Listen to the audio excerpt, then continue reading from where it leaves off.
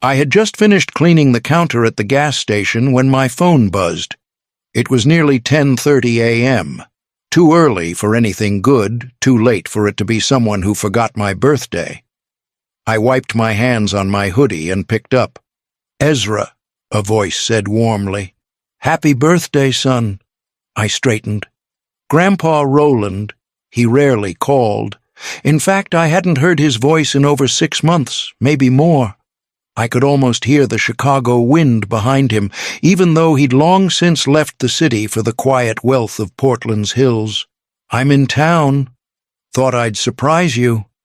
"You're here in Edgewood." There was a short chuckle. "Right outside. Mind if I swing by?" I looked around my tiny one-bedroom apartment. The dishes from last night's dinner instant noodles were still in the sink, and the only sign of it being my birthday was a half-deflated balloon I'd found on clearance last week. Still, I said yes. 10 minutes later, I buzzed him in. I barely had time to pull on a clean shirt before there was a knock. When I opened the door, there he was, taller than I remembered, dressed in a pressed navy coat, silver hair, perfectly in place, holding a small paper bag. "You look older," he said, stepping in and smiling like he meant it. "So do you," he laughed. "Touché. I brought donuts. Didn't want to come empty-handed." He sat down at the table without waiting for an invitation, looking around like he couldn't quite believe people lived like this. I didn't apologize for the mess. I just made coffee. We talked about nothing for a while, how work was going, how the rain hadn't let up all week, how gas prices were ridiculous. Then he reached into his coat pocket, pulled out a small envelope and handed it to me. "Just a little something," he said. "Don't spend it all on coffee." Inside was a birthday card with a check tucked into the fold. $200. I didn't know what to say, so I muttered thanks, still a little stunned. He watched me for a moment, then leaned back in his chair. "So, did you like the car I gave you last year?" I looked up. "What car?" His smile faltered. For a second it was like all the air went out of the room. We drove in silence. Grandpa's hands were steady on the wheel, but I could feel the shift in him like something beneath his skin had gone rigid. The question hung between us unanswered, thickening the air. I stared out the window, watching raindrops trace crooked lines across the glass. He didn't press me. He didn't ask again. But I knew he would. My parents' house sat at the end of a quiet cul-de-sac, its porch light already glowing in the gray afternoon. The lawn was trimmed, the flower beds neat, Elise's pride. I hadn't been here in months, not since last Thanksgiving. Grandpa parked out front and killed the engine. "Let's go," he said, his voice clipped. Inside, the warmth hit me first. The smell of roast chicken, cinnamon candles, the faint echo of laughter from the kitchen. Caleb's voice. Elise peeked out from the dining room and froze when she saw us both standing there. "Roland," she said, her smile too quick, too rehearsed. "What a surprise." Martin followed a beat later, his expression unreadable. He wore one of his stiff-collared shirts and held a wine glass he hadn't touched yet. "I figured I'd show up for Ezra's birthday this year," Grandpa said, brushing past her. "Didn't want to miss seeing his face when I asked about the car." That was it. That one sentence. The moment everything cracked. Martin stiffened. Elise blinked, lips parting like she hadn't heard him right. "The car," Martin said slowly. Grandpa turned to me. "You sure you didn't get it?" "Nothing at all." I shook my head. "No, I thought maybe you were mistaken." Elise let out a little laugh, high and unnatural. "Oh, Roland, there must be some confusion. Ezra's always been so independent." Maybe he didn't think to mention Grandpa's gaze snapped to her sharp and hard. She faltered. Across the room, Caleb had gone, quiet eyes darting between all of us. No one moved. No one spoke. The air was brittle. I looked at my father, but he was staring into his glass like it might offer him a way out. I already knew it wouldn't. The silence in that room brought everything rushing back. All the years I'd spent learning to read the temperature of my family, how to step lightly, speak softly, stay out of the way. I stood there watching my father grip his glass like it was the only thing tethering him to the floor, and I realized I wasn't surprised. Not really. Maybe part of me had always been waiting for something like this. My mother, Lila, died just after I was born. I never knew her beyond the soft glances Grandpa gave whenever her name came up and the handful of faded photographs he kept in a leather album. My father rarely spoke of her.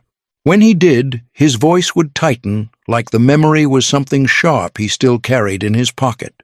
He remarried when I was 3. Elise came into our lives with her careful smile and manicured voice, and not long after that, Caleb was born. From the beginning, it was clear where I stood. Elise had her own way of drawing lines, never cruel, just calculated. I wasn't part of their unit.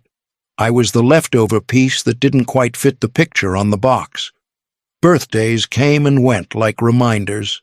When Caleb turned 10, he got a new mountain bike with a red bow. I got socks. At 12, he started private school while I stayed in public, told it was simpler this way. At 15, he got a MacBook. I got a hand-me-down tablet with a cracked screen. But it was my 16th birthday that really sealed it. I came home from school to find a silver sedan in the driveway. I thought for a brief, breathless moment that maybe it was mine. I'd just gotten my learner's permit. I'd been working part-time, saving what little I could. But when I stepped inside, Elise was already snapping photos of Caleb behind the wheel, grinning like he'd won something. They gave me a card.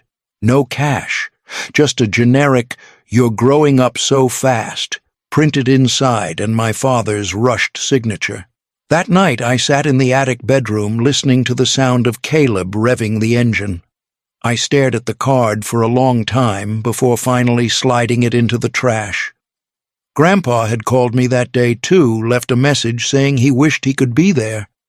I never told him what had happened. I never told him anything. I guess I'd learned early that there was no point. No one was listening. Now, standing in that same house years later, watching Elise fumble for words and my father stare into the carpet, I realized something had shifted. For the first time, someone was listening, and he was sitting across from them, watching every twitch and flinch, waiting for them to speak. Grandpa leaned forward in his chair, elbows on his knees, voice low but firm. "Ezra, I need you to be straight with me. Where is the car I gave you?" I looked at him, then at Elise. Her eyes flitted toward Martin, who still hadn't said a word. "I told you," I said carefully. "I never got a car." Elise forced a laugh, brittle and too loud. "Roland, I think you might be misremembering. There wasn't really a specific gift like that was there. Maybe you mentioned something about helping with expenses." He cut her off without raising his voice. "I didn't mention anything. I transferred a specific amount for a specific reason." Martin shifted in his seat, cleared his throat like he might finally speak, but didn't. I didn't press. I'd learned long ago that when Martin was silent, he planned to stay that way. Elise, on the other hand, kept talking fast, nervous, disconnected sentences about timing, confusion, maybe some sort of mix-up, and how Caleb had just started college and things were chaotic last year. Grandpa stared at her like she was speaking in another language. Then his eyes came back to me. He looked older in that moment, not tired but sharpened, like something inside him was aligning. "I think we'll step outside," he said. We walked to his car and sat inside with the heat running windows fogging up around us. Neither of us spoke right away. Then finally I said I never expected anything from them. "I didn't even think you remembered my birthday last year." He turned toward me, brow furrowed. "Why wouldn't I remember your birthday?" I looked at my hands. I didn't want to ask for anything. I didn't want to seem like I needed help. That's not how I was raised. I figured, maybe you changed your mind, or maybe you sent something and it just got lost in the noise. He shook his head slowly. No, I didn't change my mind. That money was meant for you. My stomach dropped. The air inside the car felt tight, heavy. Then he said almost to himself, I need to check something. We sat in Grandpa's car for a few more minutes before he pulled out his phone and started scrolling through emails. His face was unreadable, but I could feel the tension coming off him in waves. Finally, he turned the screen toward me. There he said, March 11th of last year. I wired $45,000 to your father's account. The subject line reads, For Ezra, birthday car. I stared at the screen, unable to process it. I called him the week before Grandpa continued, told him to find something reliable. I even offered to help coordinate it, but he said he had it under control, that he wanted it to be a surprise. I couldn't speak. My ears were ringing. $45,000. That was more than I'd made working part-time the entire year. He sent me a photo a few days later, Grandpa said, tapping again. A picture opened. Caleb grinning next to a new silver Toyota in the driveway. Said Ezra loved it, that it was perfect. I looked at the photo. The driveway was familiar.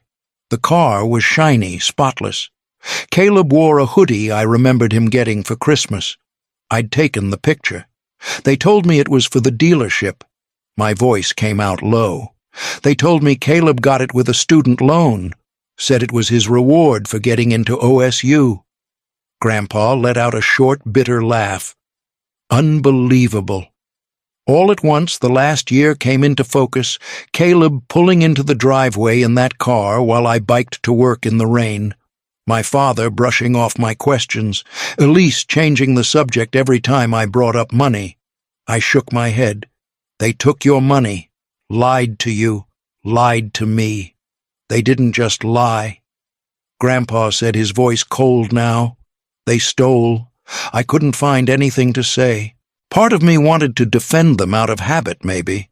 But the part of me that had been quietly surviving for years just sat there, stunned and still. Grandpa started the engine. We're not staying for dinner. When we stepped back into the house, the dining room had gone quiet. Elise was at the table arranging napkins that didn't need arranging, and Martin stood by the window, still nursing the same untouched glass of wine. Caleb scrolled his phone with a blank expression, but his shoulders tensed when he noticed us. Grandpa didn't sit down. I want everyone's attention, he said loud enough to stop even Caleb's thumb mid-scroll. Elise straightened. Roland, is something wrong? You lied to me, he said, voice calm but sharp. You told me Ezra loved the car. You said it was perfect. Elise opened her mouth, but he didn't give her the chance. I wired you $45,000, he said, turning to Martin now. Specifically for Ezra, for his 20th birthday. I trusted you. Martin didn't look at him. He didn't look at me either. Grandpa pressed on. And you used that money to buy a car for Caleb. You had the audacity to send me a photo and say it was for Ezra. Martin finally spoke quiet and flat. Ezra never asked for anything. He's always been independent. Caleb needed it more. He was starting college. He had potential. I felt something shift in my chest, not anger, not sadness, just a cold, dull clarity. Potential, Grandpa repeated. That's what you call it, that justifies stealing from your own son. Elise stepped in, her voice brittle. We weren't trying to hurt Ezra. He's always been so self-reliant. We thought you didn't think Grandpa snapped. You took advantage of his silence, of his decency. You looked at your own son and decided he didn't deserve what was meant for him. He turned to me then, and for the first time all day, his voice softened. You don't belong here. I didn't argue. Pack your things, he said. You're coming with me. Martin finally looked at me. Ezra, this doesn't have to be. "It already is," I said, cutting him off. No one stopped me as I turned and walked toward the stairs, every step echoing louder than the last. Portland felt like a different world. Trees, taller, air-cleaner houses, quiet enough to hear your own thoughts. Grandpa's estate sat on a sloped street just outside the city, a wide glass-fronted home with dark cedar beams and a view that looked like something out of a travel magazine. He didn't say much on the drive. Neither did I. But when we pulled into the driveway and he handed me a set of keys, I didn't need words. The car was parked in the garage, a dark blue Honda Civic Spotless. Practical, reliable. Mine. "You'll need it to get around," he said simply. That night he showed me to a guest room upstairs with its own bathroom and desk by the window. The walls were bare, the sheets crisp. Too clean almost. But I was used to quiet now. It didn't scare me. I unpacked in silence. Just one suitcase. I hadn't brought much. After dinner, Grandpa handed me a leather-bound notebook. No explanation, just placed it beside my plate before going to bed. I stared at it for a long time. The next morning I opened it and started writing. Not for anyone else, just for myself. Fragments at first. Things I couldn't say out loud growing up. Things I didn't know how to admit even to myself. Like how I used to count the number of times Martin called me by name in a week. Or how I learned not to expect a good job, even when I brought home straight A's. The words came slow but steady, and for the first time I started to feel like I was no longer just carrying the weight, I was setting it down. One evening, a few days in, Grandpa and I sat on the back patio. He sipped his scotch while I nursed a mug of tea, the sun dipping low behind the hills. "I should have been there more," he said suddenly. "After your mother passed, I thought giving money would be enough. It wasn't. I didn't know what to say, so I just nodded. It was the closest he'd ever come to an apology." He looked at me, eyes steady. "You deserved better, Ezra, and I'm not done giving it." I believed him. But I also knew better than to think the past stayed buried. The envelope arrived on a Tuesday. No return address, just my name printed in tight, familiar handwriting. I stood at the kitchen counter for a long minute before opening it. Inside was a single page neatly folded, written in the same precise script. "Ezra, I know I have no right to ask you to read this, but I'm writing anyway. What happened, how it all played out, wasn't how I wanted things to go. I made mistakes. I was under pressure trying to balance everything, and I didn't handle it well. Maybe I saw too much of myself in you. Maybe that scared me. I never meant for you to feel less than. I was trying to do what was best for the family. You've always been strong, independent. I thought you'd be okay. I hope someday you'll understand. Dad."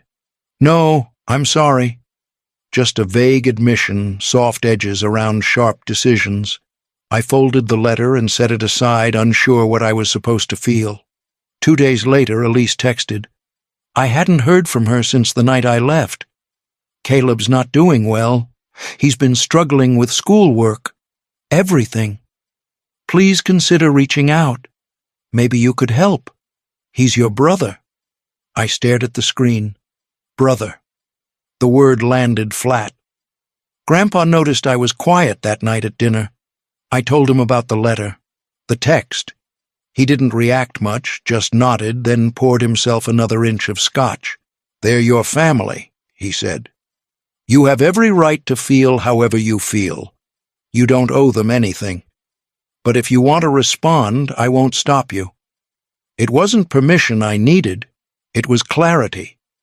For the first time in my life, I wasn't reacting from guilt or hunger for approval. I had space, time, choice. That made all the difference. Later that night, I sat at my desk with the journal open and the letter beside it. I didn't write back, not yet, but I started drafting something else. A plan, a next step, something that would belong to me. It was raining when I saw him. I'd just stepped out of a coffee shop near campus, balancing a to-go cup in one hand and a folder of class notes in the other. Caleb was across the street, standing under a warped umbrella, pulling flyers from a worn messenger bag and taping them to a utility pole. He didn't notice me at first. I almost kept walking. But something in me paused, curiosity maybe, or the part of me that still remembered what it felt like to watch him get everything I wasn't allowed to want. He spotted me as I crossed the intersection. For a second, he looked like he might pretend not to see me.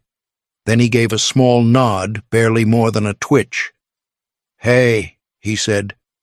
"Didn't think I'd run into you here." "I'm around," I said. He looked thinner. Older, somehow. There were shadows under his eyes that hadn't been there before. "I've been doing deliveries. Nights, mostly," he added, trying to get back on my feet. I nodded. "That's good." There was a beat of silence. Then, "Do you hate us?" I looked at him, really looked. The same face I'd grown up next to, the same boy who never once had to fight for space at the table. "No," I said. "I don't hate you. I just finally love myself more." His eyes dropped and he nodded slowly, like he understood exactly what that meant. I left before he could say anything else, turning toward the tram stop just as the next train pulled in.